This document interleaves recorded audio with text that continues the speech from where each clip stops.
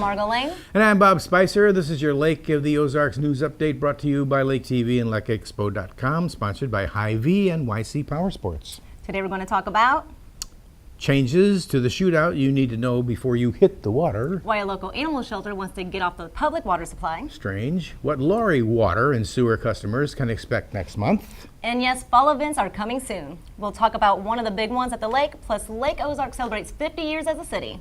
All that and much more coming up after a word from Hy-Vee in Osage Beach.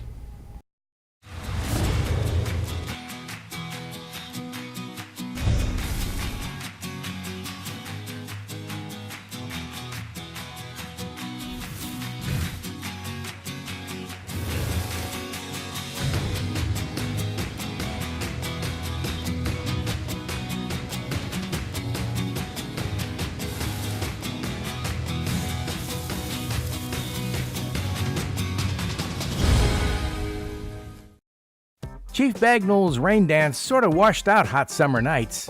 Oh yeah, he's back, standing tall over Bagnall Dam Strip. And we got the scoop. But it looks like the Union's back. He's back. Hoping he'll be upstanding here soon. You want to tell the people what your name is and exactly what you do with Iguana? My name's Amanda Rowden. I am the Director of Marketing with Iguana. And we've got what I call a major coup here with the Union coming back. We do. We're very excited. Hopefully he'll be back up standing here in a couple hours. They're putting bolts in him right now, getting him all back together. But the real story is about Lake Ozark. The town's 50 years old this month. So they threw a little party at City Hall to bury a time capsule. The mayor tells us how it all came about. Well, you know, we discovered that it was going to be our 50th year about a year ago. And my wife and I got thinking about it and started ramrodding, getting people together, getting the city together, getting the BDSA and the Betterment Committee. And now we've got the people that own businesses have put stuff in for our the box that we're going to be putting in the ground, time capsule. And everybody's come together on this. We've been working on this for a long time. And I'm really surprised. It just surprised me that everybody came together on this. And well, I've seen all the items that you're going to put in that box. Are you sure everything will fit? I hope it fits in that box. we got a little more than we thought we would get. Yeah. Hopefully it'll fit in there. After some cake at City Hall, the crowd gathered to bury the time capsule.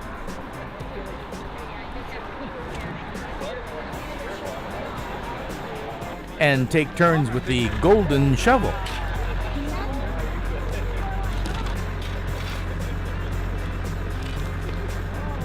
Meanwhile, down on the strip, the crowds took in the shopping and the kids played in the bouncy house.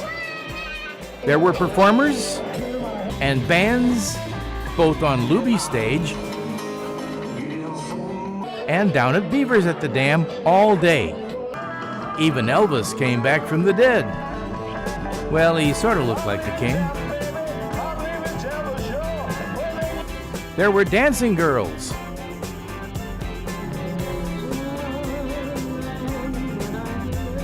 And a pretty big bird stopped by.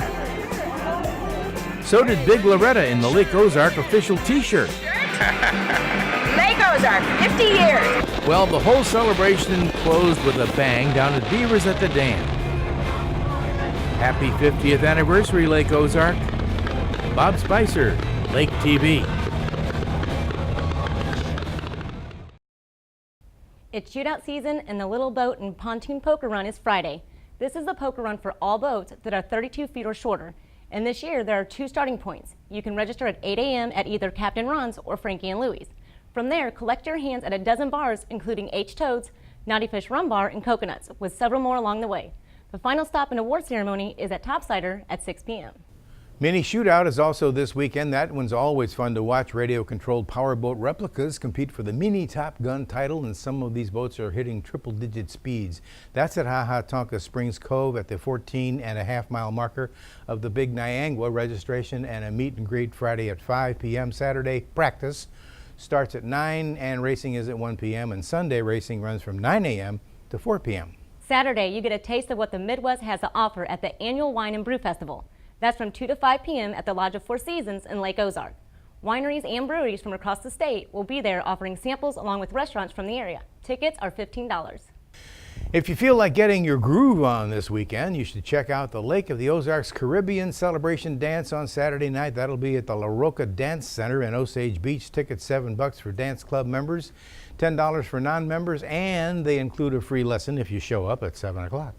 On Saturday morning, you can show your support for law enforcement officers that have made the ultimate sacrifice by running or walking in the COPS Blue Ribbon 5K.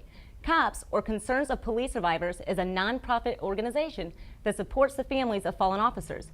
Registration is at the Lynn Creek City Park and starts at 6:30 a.m. and is $25. The run begins at 8 a.m. Sunday, the Ozark Jazz Society is hosting the St. Louis Stompers at Osage National Golf Resort. They'll get your hands a-clapping and feet stomping at 6:30 in the evening. You can get a great dinner buffet. That starts at 5 o'clock just before the show. Current concert tickets, $10 for members, $12.50 for non-members, and the buffet costs $16. That's just some of what's happening at the lake this weekend. Go to lakeexpo.com for a complete list of events. And coming up, find out what the new Camden County Assessor has planned and changes to the Shootout. You'll need to know about all that and more, plus Bob's No Wake Zone, all that after a word from YC Power Sports.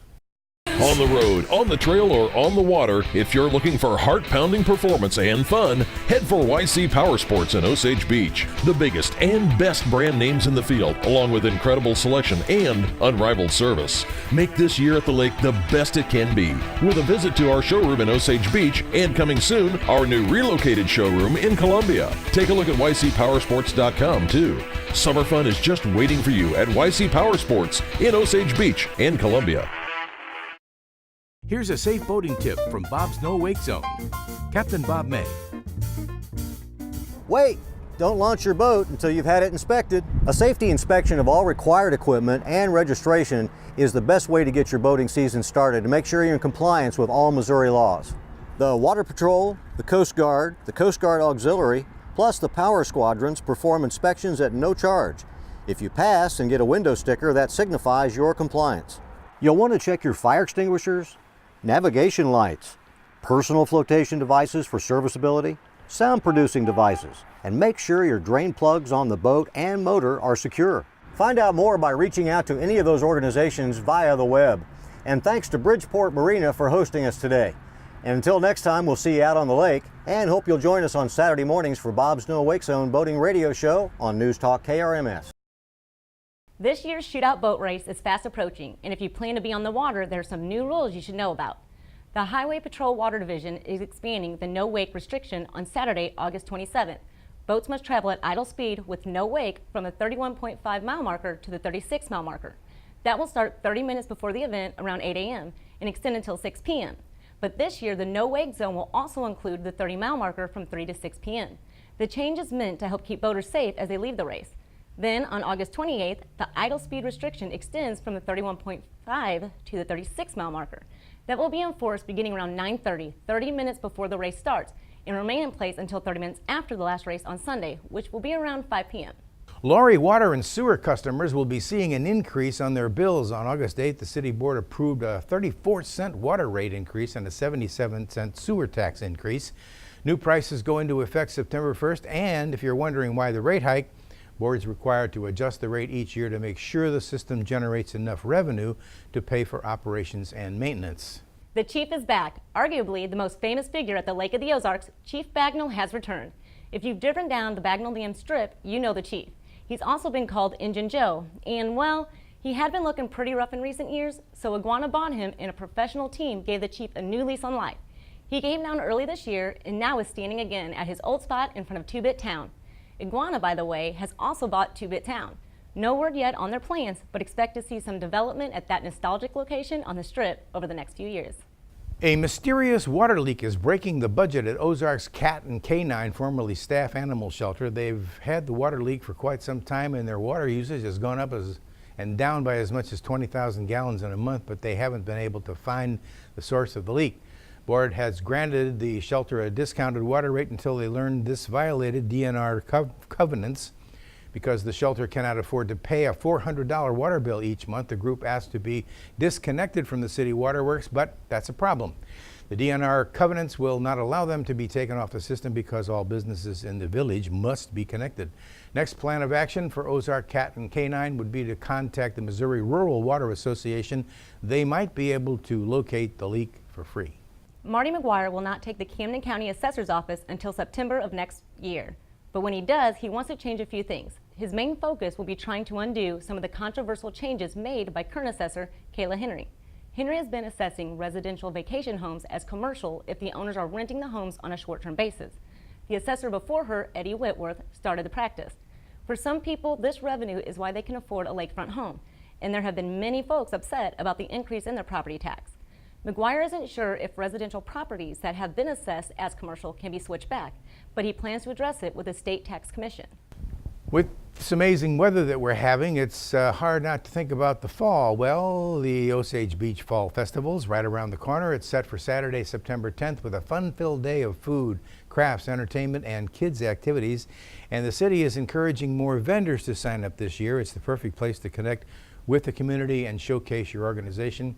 There are a few more vendor spaces available. The festival is on Saturday, September 10th from 10 a.m. to 5 p.m.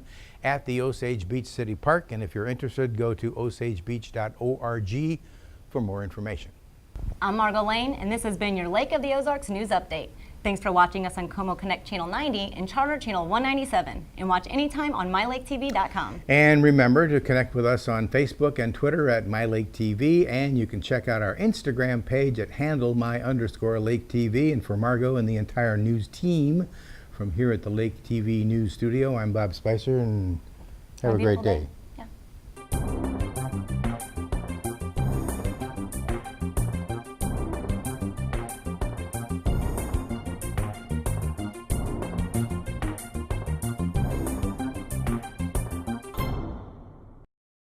Cuts back across and look at him go.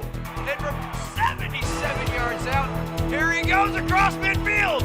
Into the end zone, touchdown Carter Williams. Here's the inside give, and no! Fumble!